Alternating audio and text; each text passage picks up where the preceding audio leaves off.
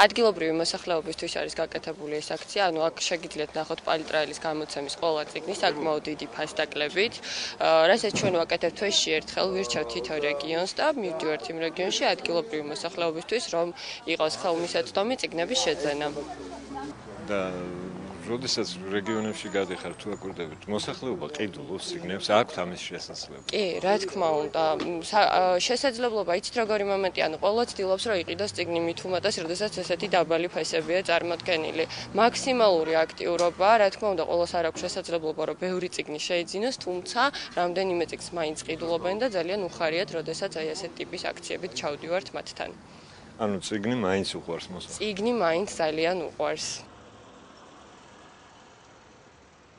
შევიძინე 50 წიგნი, რომელიც ყველამ უნდა წაიკითხოს. მეკლდა დაახლოებით 5 ტომი და შევიძინე დღეს. დიდი მადლობა აქციას.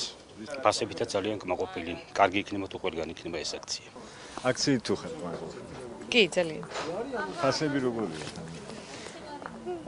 შედარებით დაბალი. თქვენი ფონდის შევსება თუ იგეგმება მუნიციპალიტეტი თუ ყიდულობს ამ წიგნებს?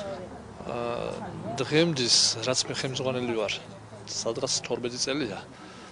ჩუქების სახით გადმოგვიცა 3000 ლარის და მხოლოდ 300 ლარის უკაცრავად სამინისტროდან. ხელისუფლებას, ადგილობრივ ხელისუფლებას დღემდის არც ერთი წიგნი არ შეუსყიდა ჩვენს და არა მარტო წიგნი.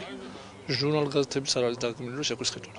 მიუხედავად იმისა, რომ მქონდა შარშან, მქონდა ფონდის წელს არ აღვს ბიუჯეტში თანხა.